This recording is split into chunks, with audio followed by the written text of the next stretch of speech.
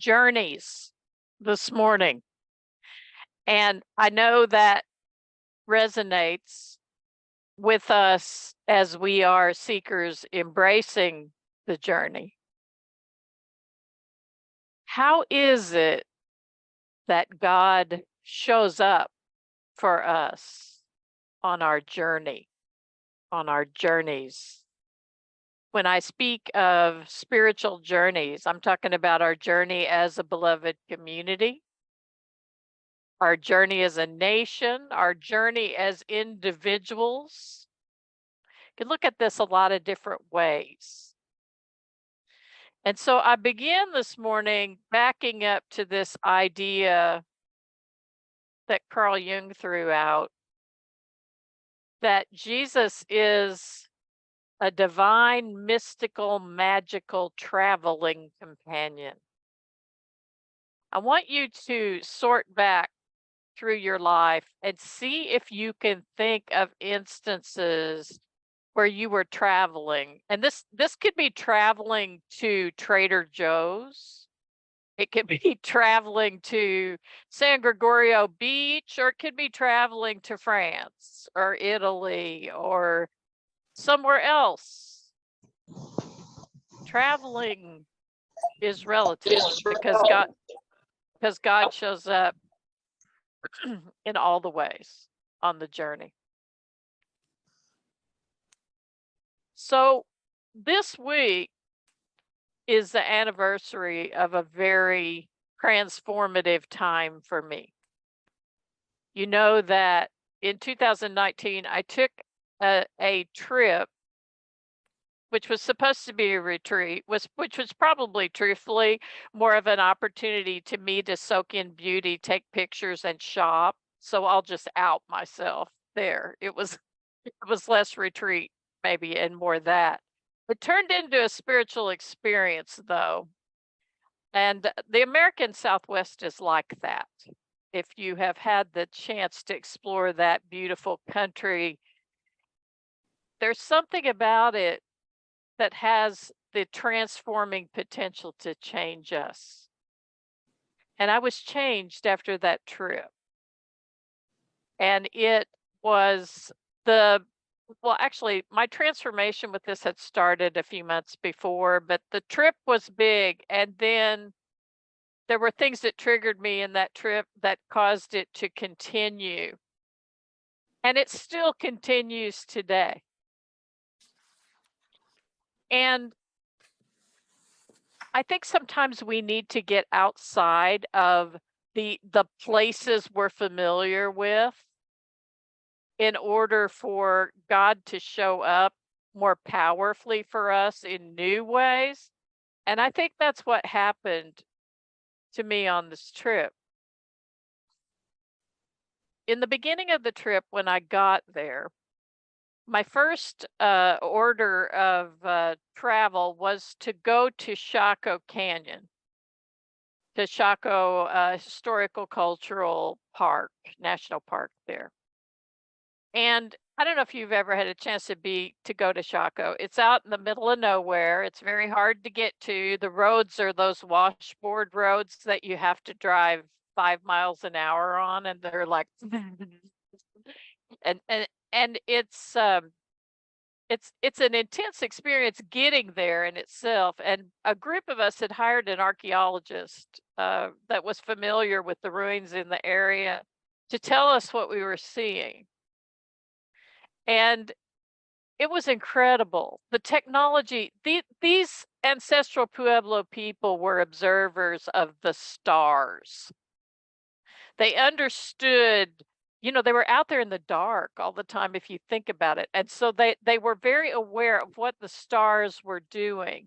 And they built into the architecture of their landscape lunar standstills, like the back wall of one of the Pueblos lines up perfectly with the 18.6 year lunar standstill. And there's another spot where on the summer solstice, there's a shaft of light up on Fajada Butte that breaks right into the middle of this spiral petroglyph design that is on the rock. It's really a mystical, beautiful place, an ancient place. And places like that, when we are journeying, can have a tendency to open us up in new ways. And I was feeling pretty strange as I was at Chaco Canyon. Also was learning a lot, which was really incredible. And I slept fitfully, my dreams were weird, and I woke up the next morning ready to go on the next part of my journey, which was to Taos, New Mexico. And I got ready, still feeling a little weird, a little nauseous, and I drove to the outskirts of the town there and sat at this crossroads and looked at the signs, you know, the signs that have the arrows going everywhere. And there was one that said Durango. And now, you know, most of us would sit at a crossroads and say, "Oh, Durango's that way." But that was a trigger for me. And actually, I don't like using gun terms for psychological things, so I'll say it was an activator for me. Because as I saw that sign, it took me back to an experience that I had in college, an evangelical college in the Midwest, in which someone who was from Durango ended up outing me and sending me into a process with the college that resulted in me doing an early form of reparative therapy, which nearly undid me. And I have been really angry with her, really blamey with her.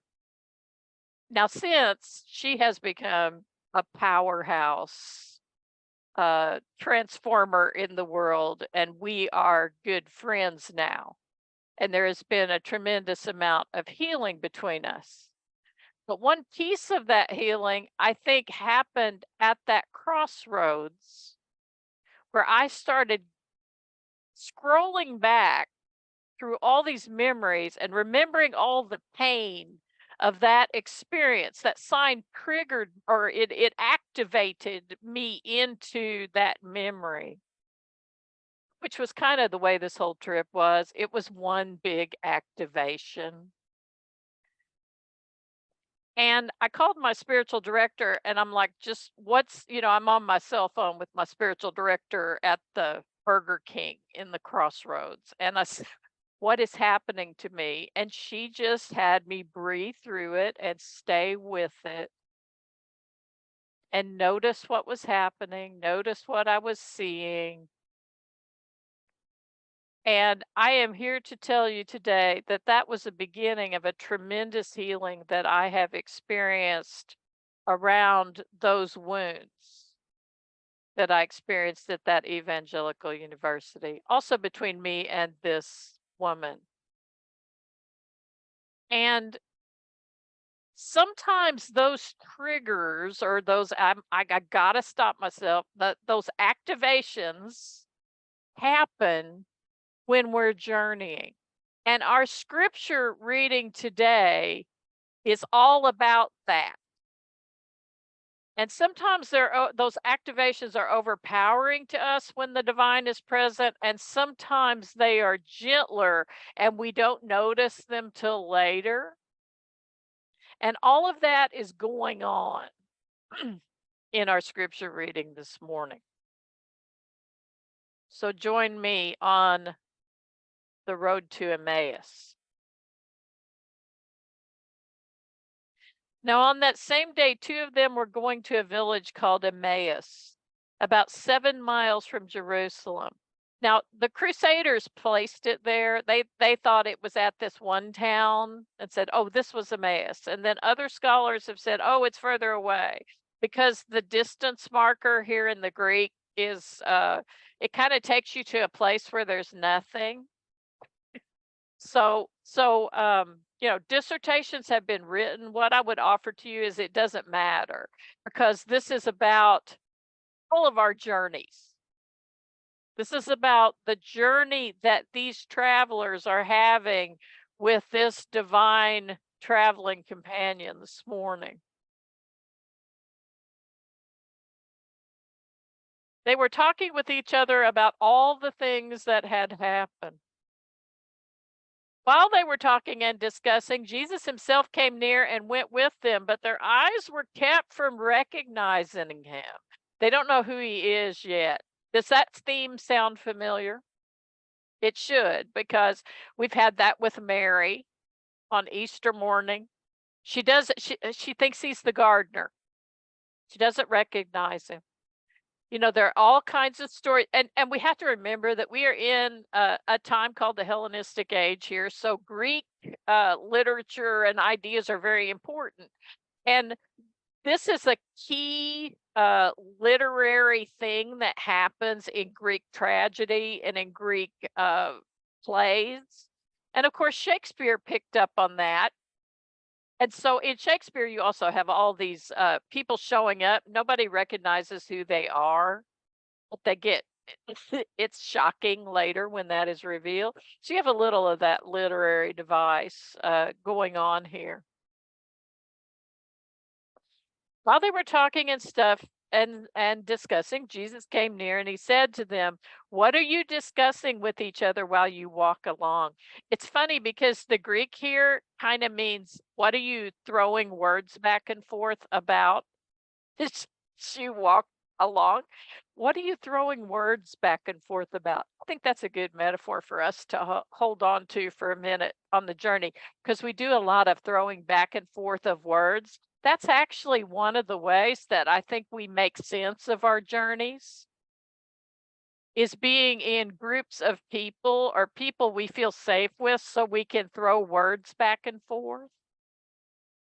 And so I think that's somewhat what we're doing here at United Church of Hayward. We're throwing words back and forth this morning, and Jesus is about to step in and make those words a lot more clear and significant. Then one of them, they stood still, they stopped. They're very sad, emotional, grieving.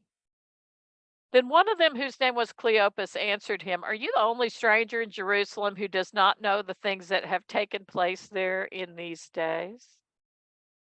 Okay, so then Jesus does another thing that the traveling companions in this literary convention do a lot. He pretends he doesn't know what they're talking about to get them to process it more and to get into it.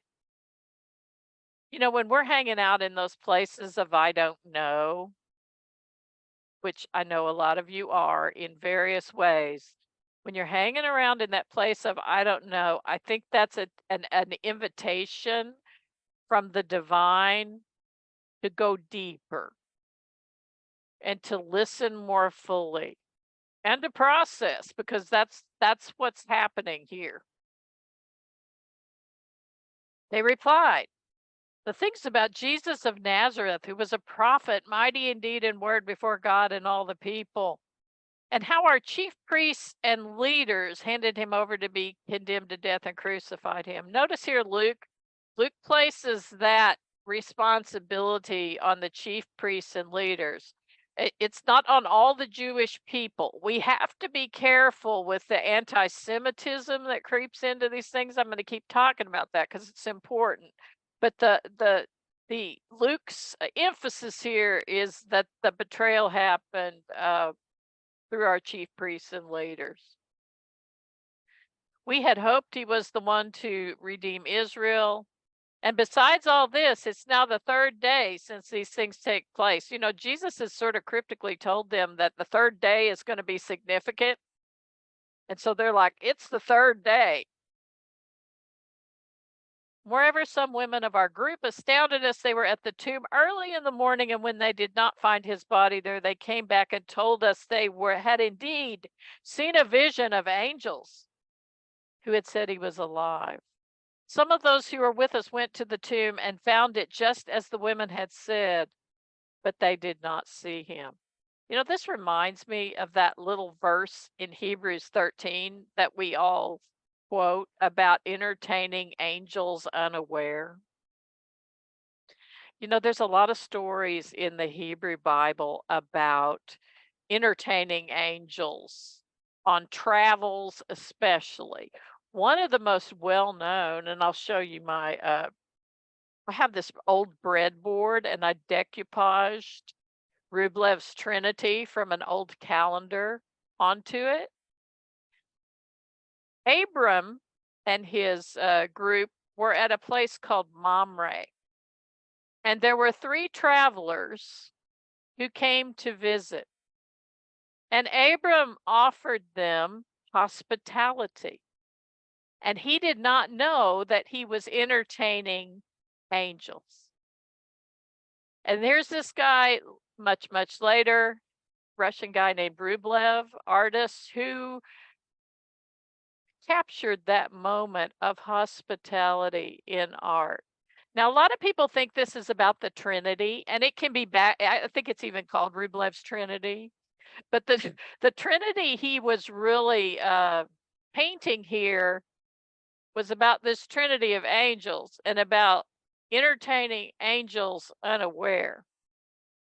So I think that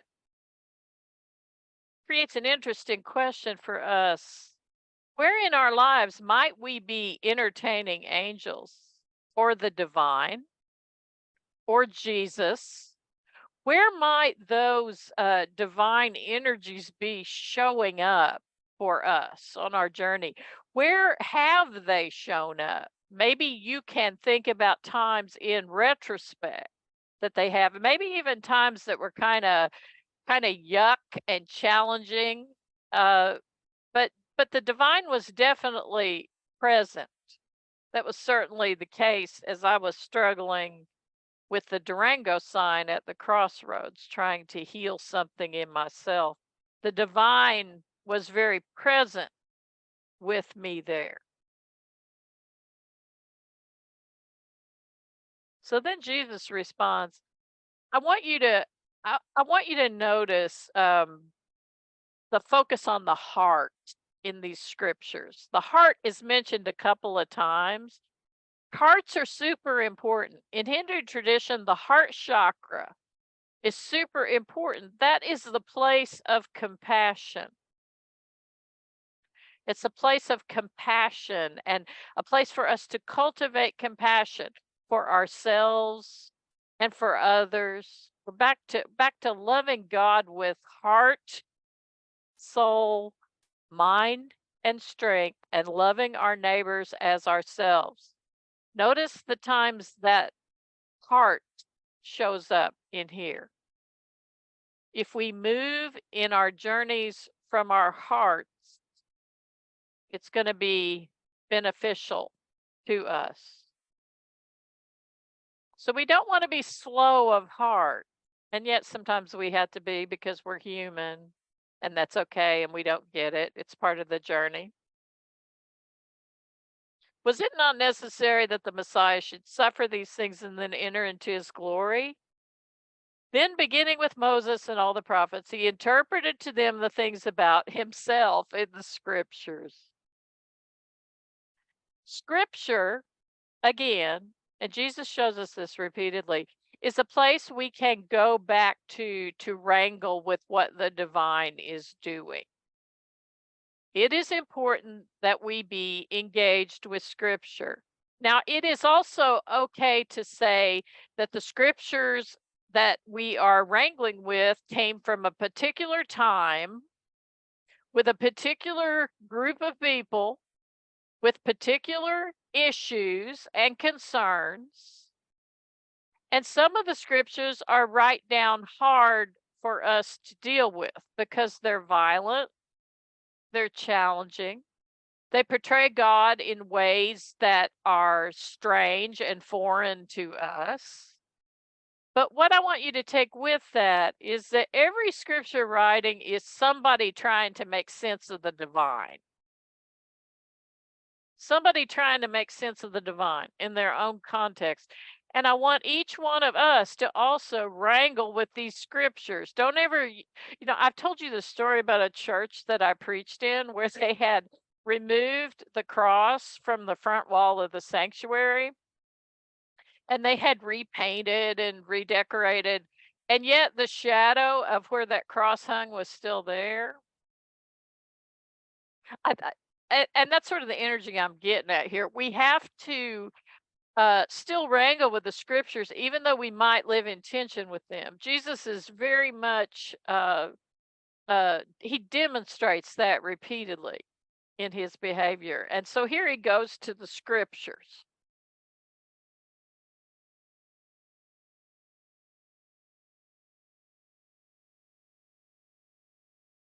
Can you imagine that conversation? They're walking all the time, they're talking. What a beautiful metaphor for our journey with the divine. Conversational. Their relationship with the divine is conversational. I just want to say too, we know Cleopas is named here. We don't have any idea who Cleopas was. There may have been women here, there may have been others here. We don't know how we know that there were two, but there were probably others traveling together. Because it was just after Passover, so there would have been a lot of traveling going on. As they came near the village to which they were going, Jesus walked ahead as if he were going on. But they urged him strongly, saying, "Stay with us, because it's almost evening and the day is now nearly over." Now, what we're seeing here is an ancient Near Eastern hospitality thing. This is, people do this where I come from too, a little bit. Somebody will offer you a generous thing, and you're like, "Oh, no, no, no, no, no, no, no, no." And I've seen that happen in different cultures. There's this whole elaborate thing that happened at a Samoan funeral that I was part of, where they actually in the group are going back and forth with each other about the generosity of something, and they're saying, "Oh, that's not enough. That's too much." And it's like theater. It's what they're doing to and so in this part of the world, when someone was offering hospitality, there was usually a refusal and then an acceptance. And I think we're seeing that here. We see history in these things a little bit. Stay with us, because it's almost evening and the day's nearly over. And so he went in. And when he was at the table with them, he took bread, he blessed it and broke it and gave it to them. Then their eyes were open and they recognized him. And he vanished from their sight. I should have called this sermon From Resistance to Recognition to Return, because that's what's going on in this scripture. When you have the heart stuckness that he describes in the beginning, that's resistance. That's what keeps us from healing on the journey. We have a lot of resistance. And some of that is resistance to remembering who we are. I want to share, you guys know I love T.S. Eliot. And since I'm talking about college, that's where I met T.S. Eliot, through Dr. Fred Milley in the English department, who I will perpetually love and respect. T.S. Eliot writes, and this is in the Four Quartets, it's in Little Gidding, I think. "We shall not cease from exploration, and at the end of all our exploring will be to arrive where we started and know the place for the first time through the unknown, unremembered gate." There's a process of circling around and remembering. I had to in that healing situation, that experience I was talking about, I had to remember some painful things. And I had to touch those, and then I could let go of them. And that's the way healing works. It's also the way forgiveness works. Sometimes we have to touch those painful things so we can go through a new gate, if you will, with them. Notice that image of thresholds. We love thresholds here at UCH. A threshold is that's another journey place. You know, on our journeys we come to thresholds. Are we going to go right? Are we going to go left? Are we going to go up or down? Are we going to linger? Or are we going to run like hell in the other direction? We have options, and the beauty is we worship a God of do-overs. So you know, whatever answer we choose there, we're going to get to make it right. But the threshold is a beautiful journey symbol. The gate is a kind of threshold. And I think of Jesus walking through, saying yes, and walking through that doorway, that threshold into their home. There's an intimacy about him walking into their home and them showing hospitality to him. And it's neat because the host is going to become the hosted as this story wraps up, because Jesus is going to break bread with them. And you know, there's a very liturgical element to this, but I don't want you to think Jesus was doing communion with them, because that's not what's happening. How many times in your journeys have you encountered beautiful divine things when you are breaking bread at the table and eating with other people? When you are experiencing that kind of hospitality, that kind of sharing of food, there's something very powerful about that opportunity for sharing. And I think that's what we're seeing here. Jesus has taken this to a new level, because you know the Pharisees are all about table fellowship and the rules around table stuff. Who sits where? Somebody didn't wash their hands right when they came in. There are all these rules that they have about this. And here Jesus is saying, because Jesus has this history of sitting down where he wants, with who he wants, and kind of ignoring all that. And here we have him sitting down with a group of strangers who have shown him hospitality, which we are also called to do. We are called to create the most hospitable space for the divine in our lives. That's our work. And then in the process of that, the divine becomes host to us as we are nourished, as that spiritual bread is broken. So I think the table is portrayed here as a place of divine energy. I think the road and the walking and the journey is also portrayed as a place we can experience the divine. So look at all the ways here that we have the option through this good news to experience the divine. And this story makes it really obvious yet again that we don't have to be in the upper room, in that locked room with Jesus, to be able, like Thomas did, to put his fingers in his wounds and to really see him in the physical. This story shows us that anybody who's outside that room, Cleopas and company, and us who are on the journey, have the opportunity to experience the risen Christ. And that is great news for all of us. So no matter, you know, I feel like saying again, no matter who you are, where you come from, or where you are on life's journey this morning, not only are you welcomed here, but you are called into this kind of engagement with where the divine shows up on the journey. So where's the divine showing up for you this morning? Through scripture, through divine traveling companions?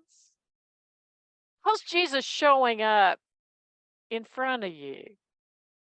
Calling you into that deep healing, maybe through activation. We're told here that their hearts were strangely warmed. What's that heart thing again? Something's going on in that heart chakra, that place of heart, compassion, love, connection. Where are you being called to heal that connection in yourselves, in your families, and in your community this morning?